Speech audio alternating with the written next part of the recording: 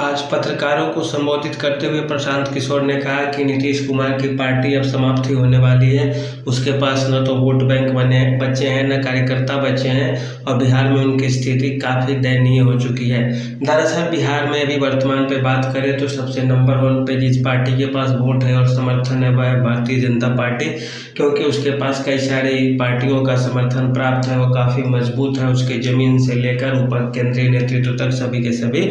मजबूत है। दूसरे नंबर पे बात की जाए तो राष्ट्रीय जनता दल जो लालू प्रसाद यादव के नेतृत्व में चल रहा है वे अभी दूसरे नंबर पे चल रही है, क्योंकि उनके पास यादव और मुस्लिम वोट बैंक अच्छी खासा मौजूद है। बात तीसरे नंबर की पार्टी की जाए तो भी वहाँ नीतीश कुमार नहीं आते, वहाँ पे आ जाते हैं चिराग पासवान, क्योंकि उनके पास खुद पासवान जाति का वोट होने के साथ साथ और कई सारी अन्य जातियों और युवा होने के कारण कई अनेक युवा वर्गों का उनके पास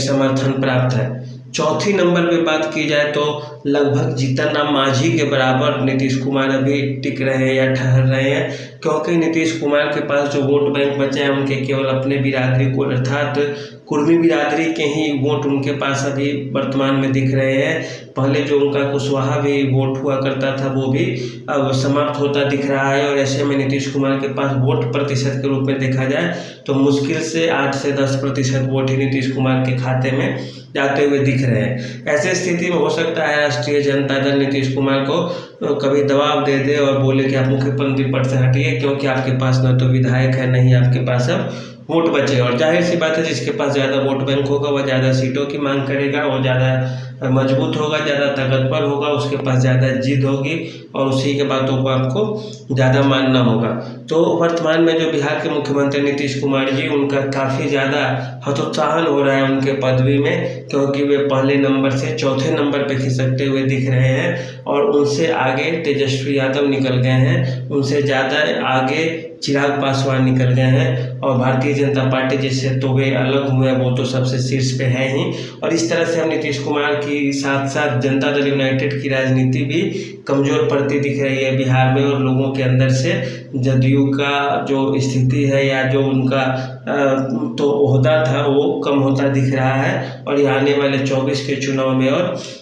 25 के राज्य के चुनाव में काफ़ी मुश्किल का सामना करना पड़ सकता है माननीय नीतीश कुमार जी को। अब बात बची ये प्रशांत किशोर जी की, तो प्रशांत किशोर ने कहा है कि बिहार में नीतीश कुमार को 5 सीट भी नहीं मिलेगा सांसद का, यदि 5 सीट भी मिल गया तो हम आपसे बात करना छोड़ देंगे, आप कहीं कागज़ पे लिख के रख लीजिए। जी हाँ, ये बात सही भी है, उनका तो 5 कम से कम बोले हैं। हम लोगों का जो अपना सर्वे है, जो हम लोगों का अंदाज़ है अपना पकड़ने का, उसके अनुसार मुश्किल से जनता दल यूनाइटेड को 2 से 3 सांसद ही मिल सकते हैं बिहार से, वो भी मुश्किल से यदि स्थिति सामान्य न रही तो।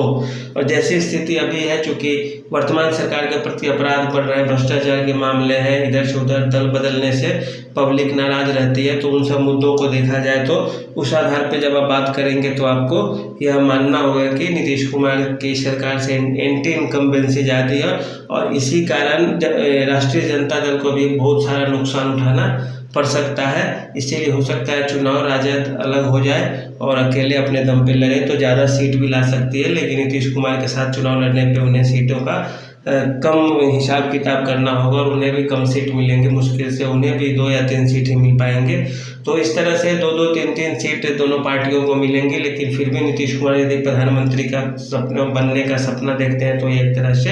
एक अंधेरे में तीर मारने के बराबर होगा और ऐसा नहीं। प्रशांत किशोर एक अच्छा रणनीतिकार और विश्लेषक है और उनका बात बहुत हद तक सही है कि जनता दल यूनाइटेड को 5 सांसद भी नहीं मिलने वाले हैं बिहार से।